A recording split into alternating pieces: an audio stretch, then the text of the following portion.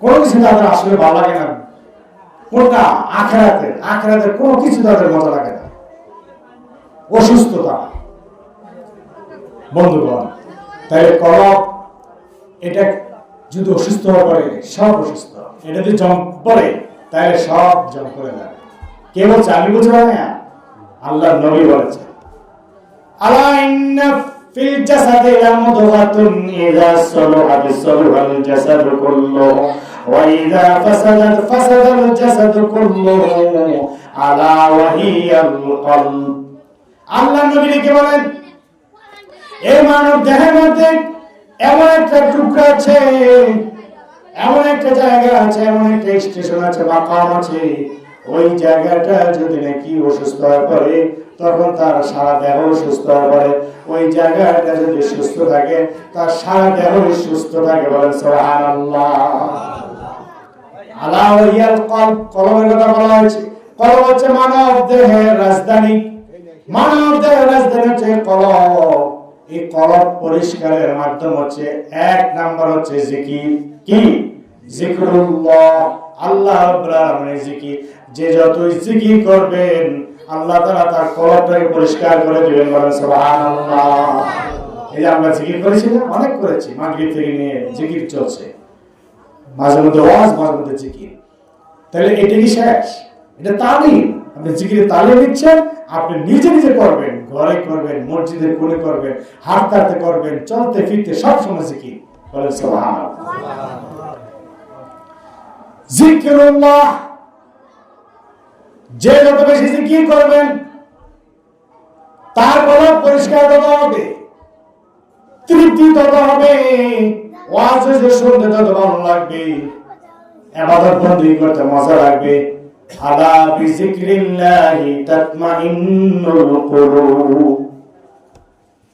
জিকিরের মাধ্যমে প্রত্যেকের কলবগুলো পরিতৃপ্তি লাভ করে, স্যাটিসফাইড হয়, স্যাটিসফাইড, পরিতৃপ্তি লাভ করে জিকিরের মাধ্যমে। এই জিকির দুই ধরনের, জিকরে জাহিরি, জিকরে বাতিনি।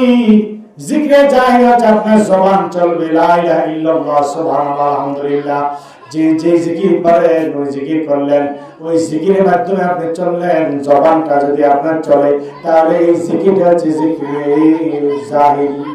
আর জিকরে বাতিনি, বাতিনি জিকির হচ্ছে আপনার জবান বন্ধ, আপনি চলতেছেন বা অথবা বসে আছেন, আপনি শুয়ে আছেন, আপনার দিলটা যদি জিকির করে, মনে মনে আপনি জিকির করলেন, শ্বাস প্রশ্বাসের মাধ্যমে জিকির করলেন, শ্বাস প্রশ্বাসের মাধ্যমে আল্লাহু আল্লাহ, শ্বাস নেওয়ার সময় আর হু ছেড়ে দেওয়ার সময় এইভাবে যদি আপনি জিকির করেন, আওয়াজ নাই, কোনো আওয়াজ নাই, মনে মনে জিকির, তাহলে ওই জিকিরটা হচ্ছে জিকিরে বাতিনি।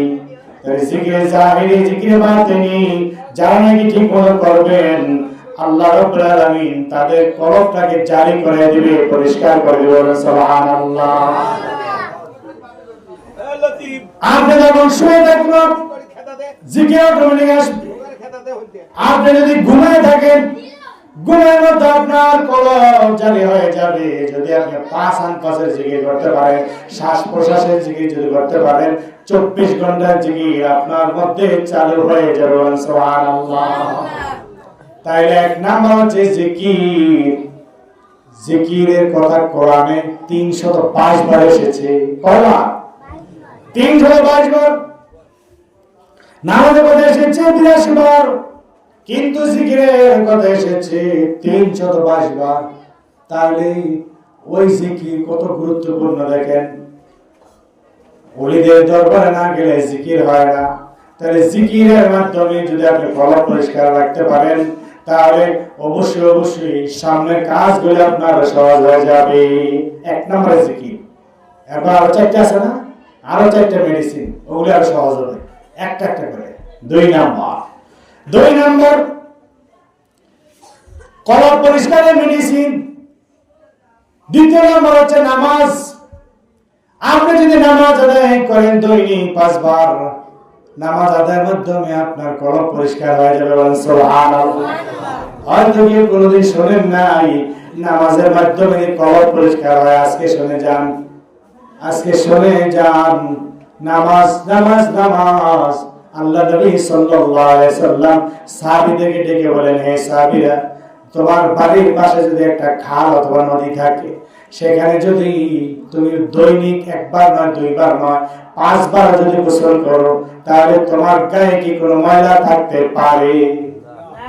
আপনি যেভাবে বলেছেন না না হুজুর থাকতে পারে না, ঠিক তদ্রুপ সাহাবী ডেকে বলেছে, ইয়া রাসূলুল্লাহ, ইয়া হাবিবাল্লাহ, দৈনিক একবার গোসল করলেই তো পরিষ্কার হয়ে যায়, যদি 5 বার দৈনিক জোয়ার ভাটার পানি দিয়ে গোসল করি, তাহলে বিন্দু মাত্র কোনো ময়লা থাকতে পারে না। আল্লাহ নবী এই এক্সাম্পল দিয়ে সাহাবীদেরকে বুঝাইলেন, সহজে সাহাবীরা বুঝে গেল। যদি আপনাদের দিল থাকে, যদি আপনাদের ব্রেন থাকে, মস্তিষ্ক থাকে, তাহলে আপনারা বুঝবেন। আল্লাহ নবী সাল্লাল্লাহু আলাইহি সাল্লাম দেখে বলেন, সাহাবীরা, যদি নাকি কোন ব্যক্তি এইভাবে দৈনিক 5 বার সুন্দর মতো নামাজ আদায় করে, তাহলে ওই ব্যক্তির আর কোনো গুনাহ গায়ে থাকতে পারে না। ওই ব্যক্তি পরিষ্কার পরিচ্ছন্ন হয়ে যায়। গুনাহ কিন্তু আপনার এই চামড়া থাকে না, গোশতে থাকে না, হাড়ের মধ্যে থাকে না, মাথার মধ্যে থাকে না, চোখের মধ্যে থাকে না। গুনাহগুলি কিন্তু সব জমা হয় মরিচিকার মতো কলবের মধ্যে। এই জন্য বলা হয়েছে, আলা ওহিয়াল কলব, সাবধান, এটা কিন্তু কলব। রাজধানী ঠিক রাখে, সব ঠিক। রাজধানী যে ঠিক নাই, সেই দেশ ঠিক নাই। তাহলে রাজধানী হচ্ছে কলব। 3.5 হাত এই দেহের রাজধানী হচ্ছে কলব। এই কলবের মরিচিকা সব কিছু দূর হয়ে যায়, কলবের যত আবর্জনা আছে সব কিছু দূর হয়ে যায়, নরম হয়ে যায় কলবটা, যদি নাকি কেউ 5 ওয়াক্ত নামাজ আদায় করে। তাহলে যদি দরবারে যারা বায়াত হয়েছেন, তাদের নামাজ দরকার আছে কি না? যে বলেন নাই মনে সে চান্সের দরকার নাই। আরো বলেন, জোরে বলেন, নামাজ দরকার আছে কি নাই? আলহামদুলিল্লাহ। স্লোগানই শেষ নাকি আমলে থাকবে? স্লোগান বুঝি, হ্যাঁ, নামাজ পড়ি, নামাজ পড়ি, ওলিয়া উলিয়া যেখানে, আমরা আছি সেখানে, বড় বড় স্লোগান, কিন্তু কাজে বেলা নাই। নামাজ পড়তে হবে।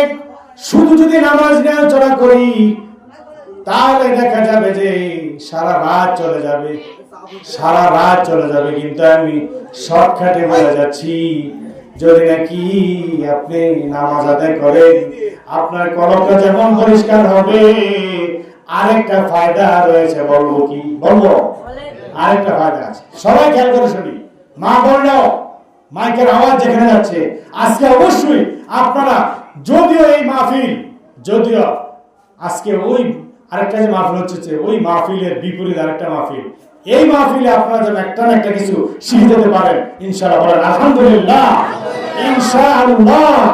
আল্লাহ কবুল করে শোনাবেন, আমিন। আমি বেহুদার কথা বলবো না, আমি অন্যদিকে যাবো না, শুধু মূল কথাগুলো বলে যাচ্ছি।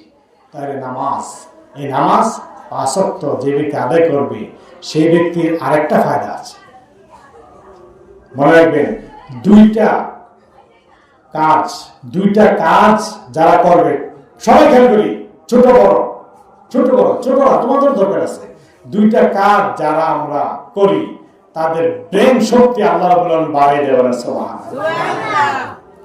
এটা আমি বলছি না, কোরআন হাদিস রিসার্চ করে দেখা গিয়েছে, এবং চিকিৎসা বিজ্ঞানীরা এখন আবিষ্কার করে পেয়েছেন যে এই দুইটা কাজ যদি কেউ করে, তাহলে সেই ব্যক্তির মেধা শক্তি, স্মৃতি শক্তি আল্লাহ পাক বাড়িয়ে দেবেন, সুবহানাল্লাহ। 1 নাম্বার, মনে রাখবেন সবাই, 1 নাম্বার হচ্ছে, যে ব্যক্তি নাকি 5 ওয়াক্ত নামাজ আদায় করবে, বলেন সুবহানাল্লাহ। 5 ওয়াক্ত নামাজ কেন? আল্লাহু আকবার। রুকু সিজদা দেখতে তাড়াতাড়ি, কোন সময় গিয়ে দোকান বসবো, কোন সময় গাড়ি চালানো শুরু করবো, কোন সময় খিদা লাগছে গিয়ে বাড়িতে খাবে, এই দান্দায় নামাজ তাতে শেষ করে। এই নামাজ নয়, বরং নামাজ হচ্ছে ওই নামাজ, যেই নামাজ আপনাকে মেরাজ পর্যন্ত পৌঁছে দিতে পারেন। দেনে খেলে নামাজ আদায় করবেন, ওই দেন খেল নিয়ে যদি আপনি নামাজ আদায় করতে পারেন, অর্থাৎ নামাজের মধ্যে দাঁড়াইলেন, দোকানের দিকে খেয়াল চলে যায়, তার উপরে আবার নিয়ে আসেন, শয়তান কিন্তু বিভিন্ন দিকে আপনার মনটা নিয়ে যাবে। আপনি আবার চেষ্টা করে নামাজে নিয়ে আসেন, কিভাবে নেবেন এগুলি জানতে হবে। মসজিদের দরবারে যেতে হবে, মসজিদের কাছে বসে আপনি বুঝবেন। তবে ছোট্ট একটা বলে দেই, আমার আপনার প্রত্যেকের জানা কাবা কিন্তু একটা, সবাই জানি বাইতুল্লাহ শরীফ কাবা, ওই কিবলা কিন্তু মনে করি সবাই পশ্চিম দিকে মক্কা মুকাররমা, ওই মক্কা মুকাররমার সেন্টারে যে বাইতুল্লাহ আল্লাহর ঘর রয়েছে ওইটা হচ্ছে কিবলা, এইটাই সবাই জানে। কিন্তু প্রত্যেকের মুমিনের কিবলা হচ্ছে দুইটা। কয়টা? কিবলা কিন্তু পাঁচটা, আমি দুই যাব না, আমি নামাজের কথা বলছি। নামাজে কিবলা কিন্তু দুইটা। কয়টা? এক নাম্বার হচ্ছে জাহিরি কিবলা, দুই নাম্বার হচ্ছে বাতিনি কিবলা। জাহিরি কিবলা হচ্ছে পশ্চিম দিকে মক্কা মুকাররমা, যেখানে বাইতুল্লাহ আল্লাহ রাব্বুল আলামিনের ঘর বলে আমরা জানি। ওই ঘরে কি আল্লাহ আছে? বাইতুল্লাহ বলে আল্লাহর ঘর। আল্লাহর ঘর মানে কি আল্লাহ ওই ঘরে বাস করেন? ওইটা হচ্ছে খলিল কাবা। আর আরেকটা হচ্ছে বাতিনি কাবা, বাতিনি কিবলা আছে। সেই কিবলা হচ্ছে প্রত্যেক মুমিন বান্দা বান্দীদের কলব, কলব, কলব। মুমিন বান্দা বান্দীদের কলবটা হচ্ছে আরেকটা কিবলা, বলেন সুবহানাল্লাহ। ওই কিবলাটার নাম হচ্ছে জলিল কাবা। ইব্রাহিম খলিলুল্লাহ যে কাবা বানাইলেন, ওই কাবার নাম হচ্ছে খলিল কাবা, মক্কা মুকাররমায়। আর আমার আপনার প্রত্যেকের ভিতরে যে আল্লাহ রাব্বুল আলামিন কলব দিয়েছেন, ওই কলবটা আল্লাহ রাব্বুল আলামিন নিজ হাতে বানিয়েছেন, ওইটা হচ্ছে জলিল কাবা। জাল্লে জালালুহু, আল্লাহ তাআলা তিনি নিজ হাতে বানিয়ে মানুষের এই হৃদয়ের মধ্যে তিনি ফিট করে দিয়েছেন, ওইটার নাম হচ্ছে জলিল কাবা। সুবহানাল্লাহ। যে ব্যক্তি শুধু খলিল কাবার দিকে খেয়াল করে নামাজের মধ্যে দাঁড়াইবেন, ওই ব্যক্তির নামাজে বিভিন্ন জায়গায় মন ছুটে যাবে, বিভিন্ন জায়গায় তার ওই নামাজের ভিতরে মন চলে যাবে। তার নামাজ নামাজ নয়, লোক দেখানো নামাজ হয়ে যাবে। এই নামাজ দ্বারা জীবনে কোনোদিন মেরাজ হবে না। এই নামাজ দ্বারা কোনোদিন আপনি আল্লাহর সাথে সান্নিধ্যে যেতে পারবেন না। যতদিন পর্যন্ত আপনি বাতিনি কাবা, যেই জলিল কাবা আপনার ভিতরে রয়েছে, ওই জলিল কাবার দিকে খেয়াল করে যদি আপনি নামাজ না আদায় করেন, এটাকে বলা হয় হুজুরি কলব। এটাকে বলা হয় হুজুরি কলব। হুজুরি কলবে যারা নাকি নামাজ আদায় করেন, তাদের নামাজটাই আল্লাহ রাব্বুল আলামিন কবুল করেন। সুবহানাল্লাহ। হুজুরি কলবে নামাজ পড়ো ভাই, হুজুরি কলবে নামাজ পড়ো ভাই। মুমিনেরই দেহের মাঝে, মুমিনেরই দেহের মাঝে ৬টি লতিফা আছে। ৬ লতিফার জিকির করলে, ৬ লতিফার জিকির করলে আল্লাহ খুশি হয়ে যায়। হুজুরি করবে নামাজ পড়ো ভাই। মুমিনেরই জন্যে দুটি কাবা আছে, দুটি কাবার আবার দুটি নামও আছে। জলিল কাবা, খলিল কাবা, জলিল কাবা, খলিল কাবা। অদম নিজামুদ্দিন আজাদি বলে যাই, হুজুরি করবে নামাজ পড়ো ভাই। ও আমার আশিক ভাই, হুজুরি করবে নামাজ পড়ো ভাই। যদি আপনি হুজুরি করবেন, নামাজ আদায় করতে পারেন, হুজুরি মানে হচ্ছে উপস্থিত, কলব মানে হচ্ছে কলব। কলবকে উপস্থিত রেখে অথবা কলবের কাছে আপনি থেকে, কলবের সাথে উপস্থিত থেকে যদি আপনি নামাজ আদায় করতে পারেন, ওই নামাজটাই হবে হুজুরি কলবের নামাজ।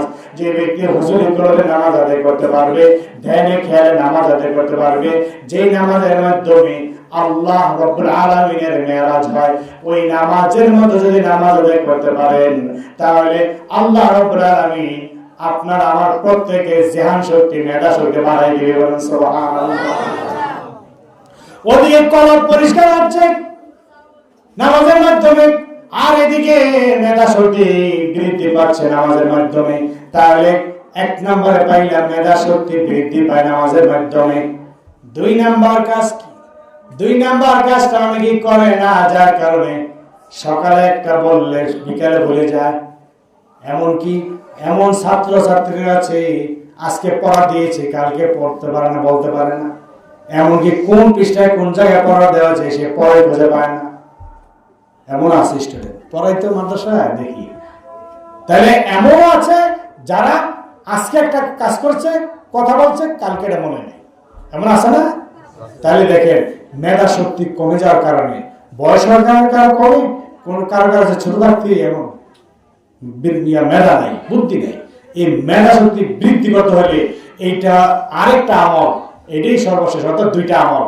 এই দ্বিতীয় নম্বর আমল সেটা হচ্ছে যে সকাল সকাল মানে খুব তাড়াতাড়ি রাত্রে শুয়ে পড়া। ঘুমা মোবাইল টিপতে টিপতে রাত 12টা 1টা বাজে যায়, এমন আছে অনেকে। আপনাদের দেশে নাই, আমাদের এলাকার কথা বলতেছে, এখানেও আছে। আল্লাহ নাউজুবিল্লাহ, আল্লাহ তুমি সবাইকে হেফাজত করো, বলেন আমিন। আপনি যখন নাকি ঘুমাতে যাবেন, সবার জন্য বলছি, ছোট বড় নারী পুরুষ সবাই শোনেন, যখন আপনি ঘুমাতে যাবেন এশার নামাজের পর খেয়ে দিয়ে খুব দ্রুত খুব তাড়াতাড়ি শুয়ে পড়েন। এখন যে রাত সেই হিসাবে 9টা বা 10টা, সর্বোচ্চ 10টার মধ্যে আপনি সব কিছু সেরে নিয়ে তারপর শুয়ে যান। যে ব্যক্তি 10টার মধ্যে শুয়ে পড়বে ওই ব্যক্তি মনে রাখবেন আল্লাহ রাব্বুল আলামিন মানুষকে এমন ভাবে তৈরি করেছেন, তার মেধা, তার শরীর আকৃতি সবকিছু এমন ভাবে তৈরি করেছেন, নির্দিষ্ট একটা সময় এই ব্রেনের একটা বিশ্রাম নিতে হয়, হয় কিনা? যদি বিশ্রাম না নেন তাহলে দেখা যাবে আপনার অনেক কিছু মনে নাই, আপনার মেজাজ তবে নষ্ট হয়ে গিয়েছে। কেন? অনেকে রাগ বেশি, এখান থেকে বুঝতে পারবেন যে ব্যক্তি নাকি ঠিক মতো রাত্রে ঘুমায় না, ওই ব্যক্তির মেজাজ সবচেয়ে বেশি গরম থাকে। কারণ আপনার ব্রেনের, আপনার এই মাথার, আপনার এই মেধার আপনি বিশ্রাম নেন নাই। আর বিশ্রামের সময়টা কখন? বিশ্রামের সময়টা হলো রাত 10টা থেকে, এখন রাত 10টা থেকে ভোর রাত 3টা পর্যন্ত, রাত 10টা থেকে 3টা পর্যন্ত, ছোট রাত হোক বড় রাত হোক, খেয়াল রাখবেন 10টা থেকে 3টা পর্যন্ত এর ভিতরে মানুষের মেধা শক্তি সবকিছু বৃদ্ধি পায়। আল্লাহ রাব্বুল আলামিন কুদরতি ভাবে তার মেধার মধ্যে পরিবর্তন সাধন করেন। যখন ঘুমিয়ে যায়, নিস্তেজ হয়ে যায়, তখন তার ব্রেনে কোথায় কি আছে সবকিছু যেন ফেরেশতাদের মাধ্যমে নাড়াচাড়া করে জায়গা মতো বসে দেয়। সুবহানাল্লাহ। 11 পরে গেল, আপনি 1 ঘন্টা লস করলেন। 12টা পরে গেল, 2 ঘন্টা আপনি লস করলেন। 1টা পরে গেল, 3 ঘন্টা আপনি লস করলেন। মেধা শক্তিটা এইভাবে সেটিং হইতে যে সময়টা লাগে, ওই আসল সময়গুলি থেকে আপনি 3 ঘন্টা মাইনাস করে ফেললেন, যার কারণে আপনার মেধা শক্তি বৃদ্ধি পেল না। অল্প একটু হয়তো পেয়েছি, ওইটা দ্বারা আপনি আগামীকালে চললেন, কিন্তু আপনি পরিপূর্ণ পাইলেন না। প্রতিদিন যেভাবে আমরা এই ব্রেনকে খরচ করি, ওই ব্রেনটাকে আবার পরিপূর্ণ করে দেন আল্লাহ রাব্বুল আলামিন। রাত 10টা থেকে 3টার মধ্যে, 3টার পরে উঠে যান, তাহাজ্জুদ পড়েন, নামাজ আদায় করেন, কোরআন তেলাওয়াত করেন, ছাত্রছাত্রীরা লেখাপড়া করেন, বেশি বেশি করুক। তারা যত করে কিন্তু 3টার পরে উঠুক, এই সময়টা যেন তারা ঘুমায়। ঘুমাইলে তাদের মেধা শক্তি আল্লাহ রাব্বুল আলামিন বাড়িয়ে দিবেন, বলেন আলহামদুলিল্লাহ। তাহলে মেধা শক্তি বাড়ার পদ্ধতি বুঝেছেন? এখন আসেন, ঘুমাইলেই হইল না। আপনি ঘুমাইছেন, মোবাইল সেট পাশে নিয়ে ওয়াইফাই চলতেছে বা এমবি চলতেছে, কিছুক্ষণ পর পর মেসেজ, কিছুক্ষণ পর পর আওয়াজ, তাইলে হলো না। ঘুমাইতে হবে, একেবারে গভীর ঘুমে যেতে হবে। যদি আপনার সাথে কোনো সেট থাকে, মোবাইল সেট, তাহলে আপনি ঘুমাতে পারবেন না। কম্পিউটারটা যদি অন থাকে তাহলে আপনার ঘুমে ডিস্টার্ব হবে। এমনকি সাইলেন্ট করে শুনেন কিন্তু ওয়াইফাই চালু আপনার, তাহলে আপনার ব্রেন শক্তি কিন্তু লস হয়। ওয়াইফাই চালু, আপনার এমবি চালু, মোবাইল সেটটার সাথে কিন্তু একটা ব্রেনের সম্পর্ক আছে, এটা জানেন না সবাই। আপনি মোবাইলে কথা বলতেছেন, দেখবেন যে একটা সময় গরম হয়ে গেছে, অনেক গরম হয়ে গেছে। তাহলে গরম হয়ে যাওয়ার পরে দেখা যায় যে আপনার এই কিছুক্ষণ পর আবার অফ করে দেন, কথাবার্তা বন্ধ করে দেন, তখন দেখবেন আবার ঠান্ডা গেছে। তাহলে কথাবার্তা বললে যেমন ওই যে নেটের সাথে সম্পর্ক টান আছে একটা আকর্ষণ, সে আকর্ষণের কারণে গরম হয়ে যায়, আপনার ব্রেনের সাথে আকর্ষণ সৃষ্টি হয় মোবাইলে, যার কারণে এই নরম যে ব্রেন, সেই ব্রেনের সাথে সম্পর্কিত হওয়ার কারণে আপনার ক্ষতি হচ্ছে। এই রাত্রে যে ঘুমাচ্ছেন মোবাইল সেট অন করে ক্ষতি হচ্ছে। অফ, টোটাল অফ, ইলেকট্রিকের যত কিছু আছে সব অফ।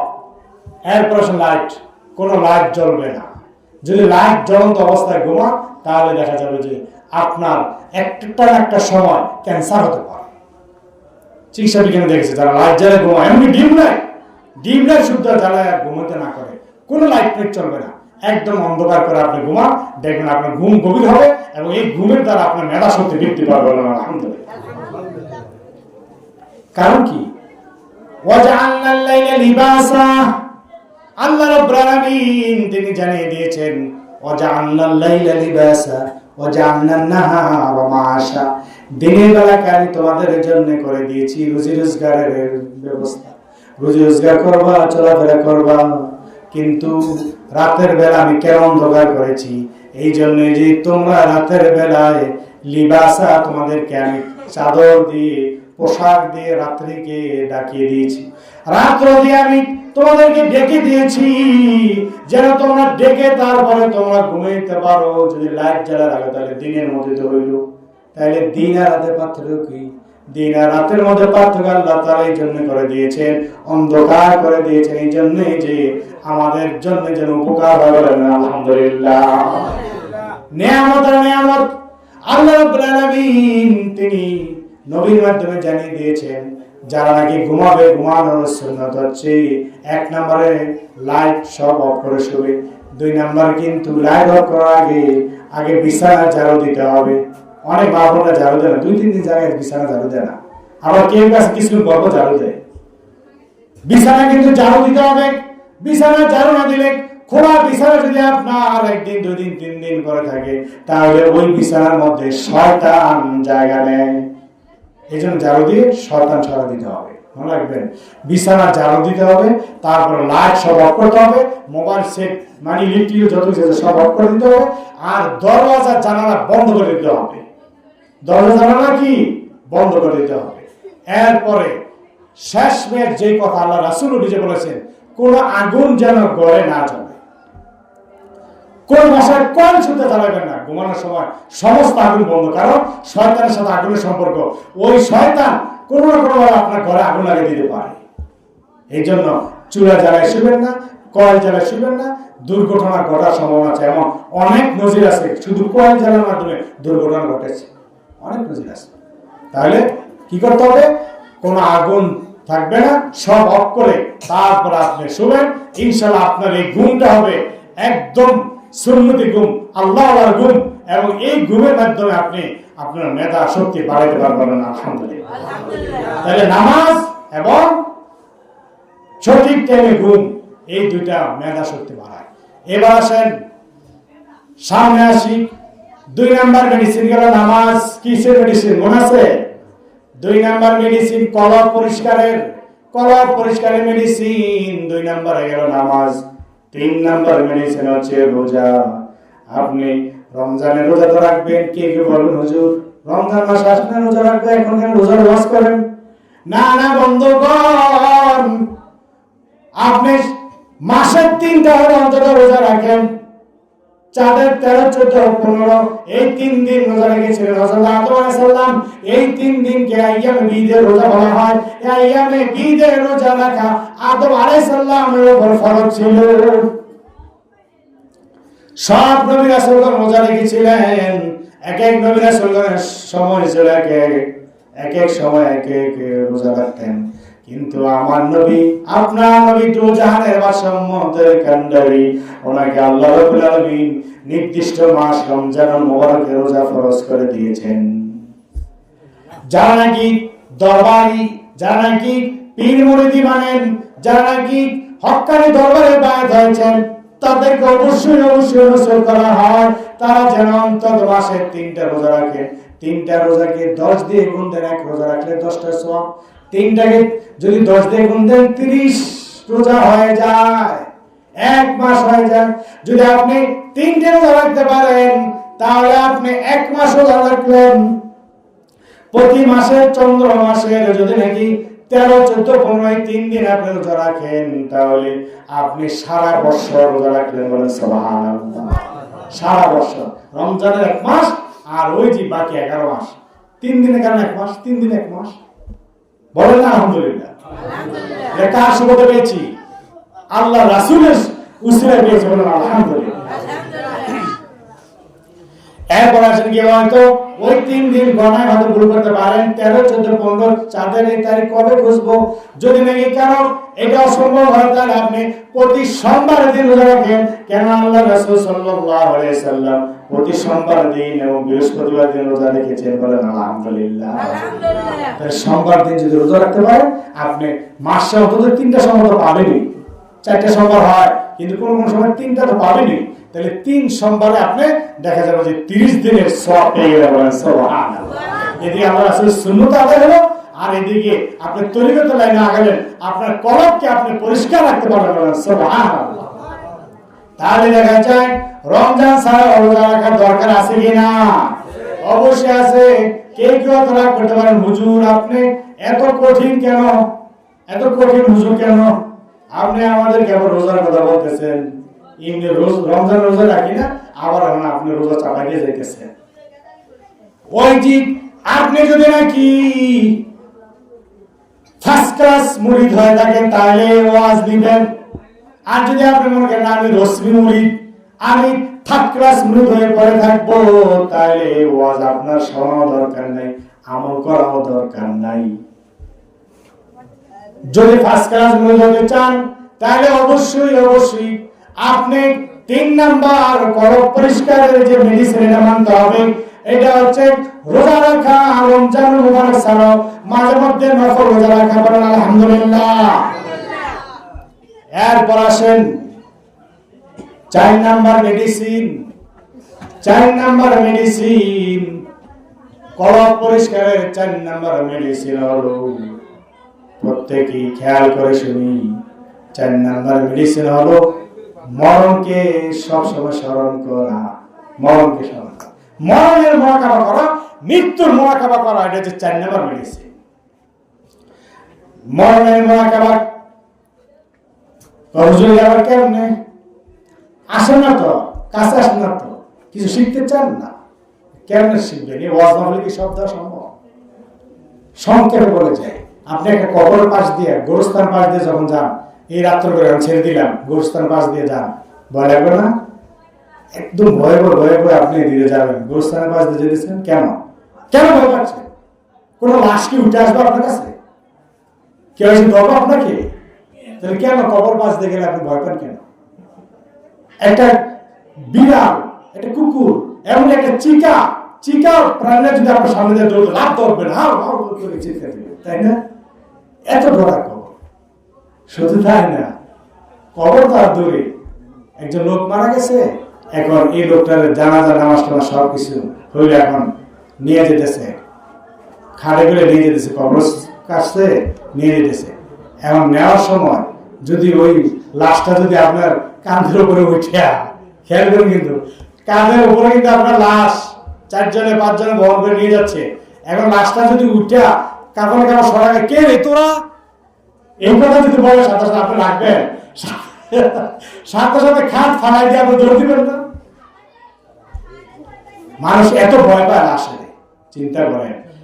তাইলে এই যে লাশের এত ভয় পান, এমনকি এই কবর পাশ দিয়ে যাইতে যদি এত ভয় পান, তাইলে আপনি কোনোদিন স্মরণ করেছেন মুরাকাবা? কোনোদিন স্মরণ করেছেন মৃত্যুর কথা, মরণের কথা?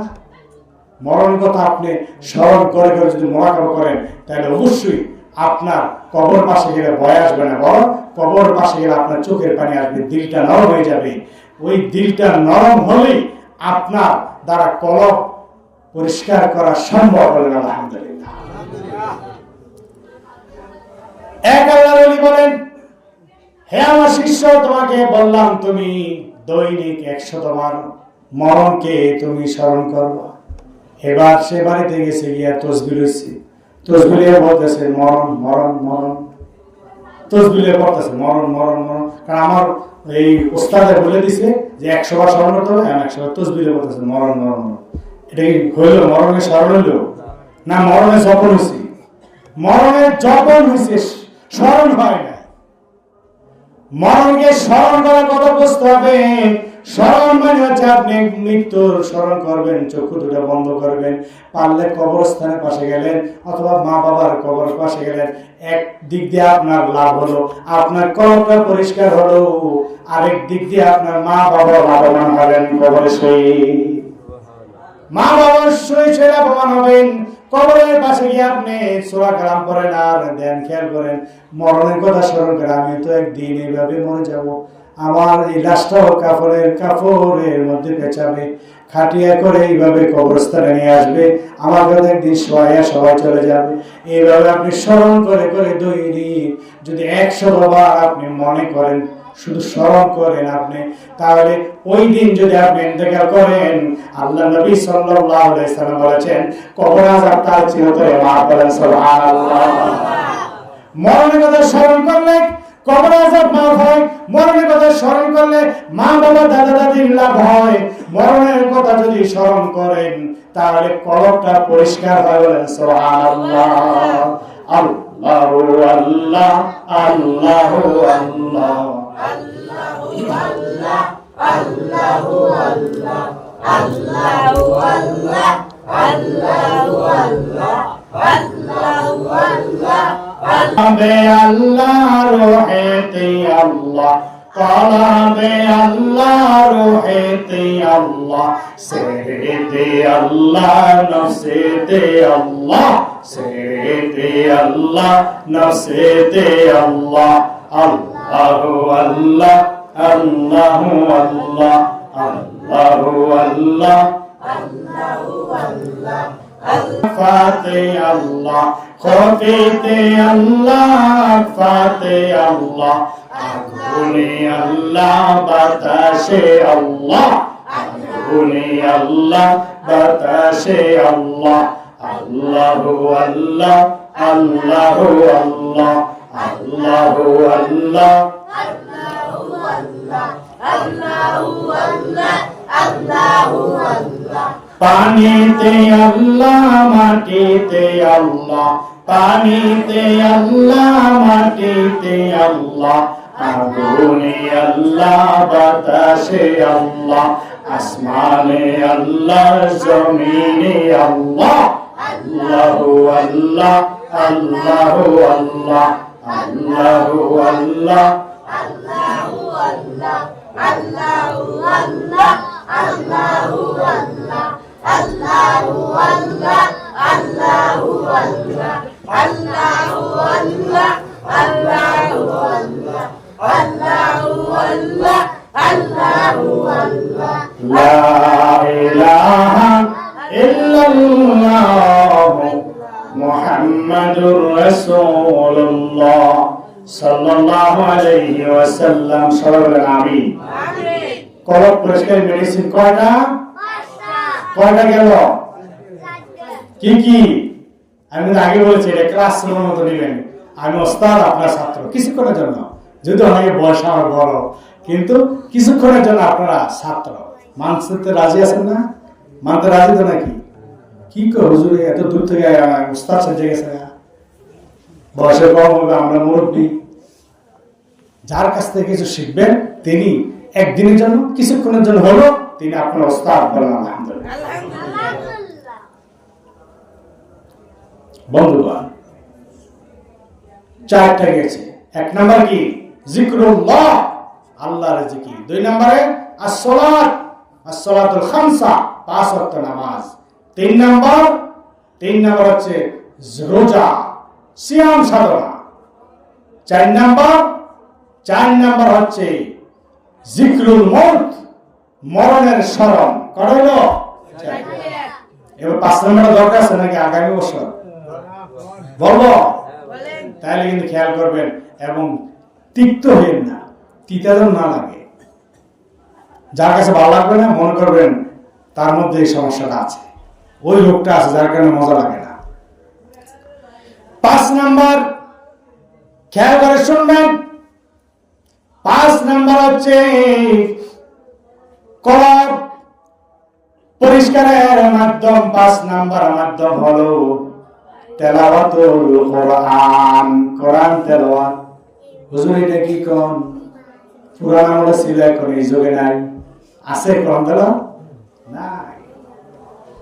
মোবাইল শরীরে পাগল করে ফেলেছে সবাইকে,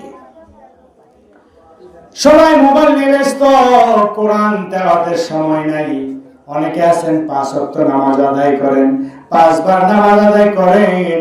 আগে দেখেছি ফজর নামাজ আদায় করার পরে অনেক লোকে কোরআন তেলাওয়াত করতেন মসজিদে, কেউ বাড়িতে, কেউ ঘরে বসে বসে কোরআন তেলাওয়াত করতেন।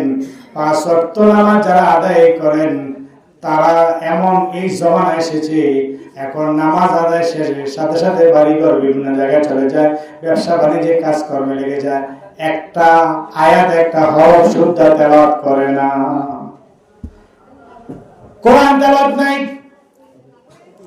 অথচ কোরআন তেলাওয়াত দ্বারা আপনার আমার কলব পরিষ্কার হয়। এই কোরআন তেলাওয়াতের মাধ্যমে আমি আপনি নূর পেতে পারি, কোরআনের নূর আমার আপনার দিলের মধ্যে আসতে পারে। যদি নাকি আপনি কোরআন তেলাওয়াত করতে পারেন, আপনি তাইলে করেন, আর যদি করতে না পারেন তাহলে সূরাগুলি যেগুলি পারেন এগুলো পড়েন। হয়তো কোরআন দেখে দেখে পড়তে পারে না, সূরা কালাম কিছু পারে, তাদেরকে বলবো আপনি যে সূরাগুলি পারেন ওই সূরাগুলি আপনি নিরিবিলি বসে বসে আপনি অন্তত ফজর নামাজের পরে আপনি পড়েন, তেলাওয়াত করেন ওই সূরাগুলি, তাহলে আপনার কোরআন তেলাওয়াত হবে। বলেন আলহামদুলিল্লাহ। দেখে দেখে পড়লে বেশি সওয়াব এবং ফায়দাও, শারীরিক ফায়দা আছে যদি নাকি আপনি দেখে দেখে তেলাওয়াত করেন। মনে রাখবেন, যে ব্যক্তি নাকি 3টা জিনিসের দিকে তাকায় তাহলে ওই ব্যক্তির চোখের জ্যোতি বাড়ে। 3টা জিনিসের দিকে তাকাইলে চোখের জ্যোতি বাড়ে। 1 নাম্বার হচ্ছে যদি নাকি বাইতুল্লাহর দিকে তাকায়, আল্লাহর ঘর বাইতুল্লাহর দিকে তাকায়, ওই ব্যক্তির জ্যোতি বেড়ে যায়। বলেন সুবহানাল্লাহ। 2 নাম্বার হচ্ছে যে ব্যক্তি নাকি মা বাবার দিকে নেক নজরে তাকায়, মায়াবী দৃষ্টিতে তাকায়, যতবার তাকাবে ততবার তার চোখের জ্যোতি বেড়ে যাবে। বলেন সুবহানাল্লাহ। 3 নাম্বার হচ্ছে যদি নাকি কোরআন মাজিদ খুলে তারপরে আয়াতের দিকে তাকায় তেলাওয়াত করে, আয়াতের দিকে তাকায়, তাহলে ওই ব্যক্তির চোখের জ্যোতি আল্লাহ রাব্বুল আলামিন বাড়িয়ে দেন। বলেন আলহামদুলিল্লাহ। দেখে দেখে পড়লে লাভ বেশি। যদি সম্ভব না হয় মুখস্থ আপনি যে সূরাগুলি আছে এগুলি দৈনিক পড়েন। আমি যদি হাঁটতে হাঁটতে আমার ইয়াসিন সূরা শেষ হয়ে যায়, হাঁটতে হাঁটতে আমার সূরা ওয়াকিয়া শেষ হয়ে যায়। সকালবেলা আমি এমন ছাড়ি না, মাগরিবের পরে সূরা ওয়াকিয়া কোনোদিন আমি ছাড়ি না। এমনকি আজকে কথা প্রসঙ্গে এসেছে, আপনাদের উদ্দেশ্যে আমি বলে যাই, আমি সূরা ওয়াকিয়া এমন একটা সূরা যে সূরা দ্বারা অনেকের বালা মুসিবত অসুখ বিসুখ আল্লাহ রাব্বুল আলামিন দূর করে দেন। এমনকি এই সূরা তেলাওয়াত করলে যত প্রকার অভাব অনটন আছে সব কিছু আল্লাহ দূর করে দেন, তাকে পরিতৃপ্ত বানায় দেন। আমি নিজের জন্য যেমনি ভাবে আমি সূরা ওয়াকিয়া আমল করি, ঠিক তেমনি ভাবে আপনাদের জন্য আমি আমল করি। বলেন সুবহানাল্লাহ। বলেন আমিন। আল্লাহ কবুল করুন। বলেন আমিন। আমি আমার যত ভক্তবৃন্দ মুরিদান মুহিব্বিন আছে সবার উদ্দেশ্যে আমি প্রতিদিন আমি সকালে একবার, মাগরিবের পরে আরেকবার, ফজর পরে একবার, মাগরিবের পরে আরেকবার আমি সূরা ওয়াকিয়া তেলাওয়াত করে আপনাদের জন্য স্পেশাল ভাবে বলেন আলহামদুলিল্লাহ। কেবল মুর্শিদ হয়ে বসে থাকলে হবে না, পিসাব হয়ে বসে থাকলে হবে না, মুরিদানদের জন্য তার কাজ করতে হবে, মুরিদানদের জন্য স্পেশাল আমল করতে হবে। তো একটা বলেছে আর অনেক আমল করি, তাহলে আপনাদের জন্য আমি নিজে যেমন নিজের আমল করি, আপনাদের জন্য আমি আমল করে থাকি।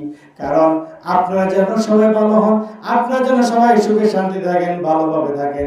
এমনকি যারা দুনিয়া থেকে বিদায় হয়ে গিয়েছেন তাদের জন্য খাস করে আমি দোয়া করে থাকি সবসময়। তাহলে কোরআন তেলাওয়াত যে যা পারেন যতটুকু পারেন আপনি পড়বেন। আর ছোট ছোট বাচ্চা অথবা নাতি বন্ধু যারা আছে তাদেরকে পড়ান, এখনো সময় আছে। এখন সময় আছে আপনি ছেলে সন্তানদের বুদ্ধিদেরকে কোরআন তেলাওয়াত শিখান, যতটুকু পারে পড়ুক, যা পারে অন্তত যদি হাফেজ না হয় যদি অন্তত দেখে দেখে তেলাওয়াত করতে পারে, তাহলে আপনার লাভ, আপনার বাবা মার লাভ, দাদা দাদির লাভ।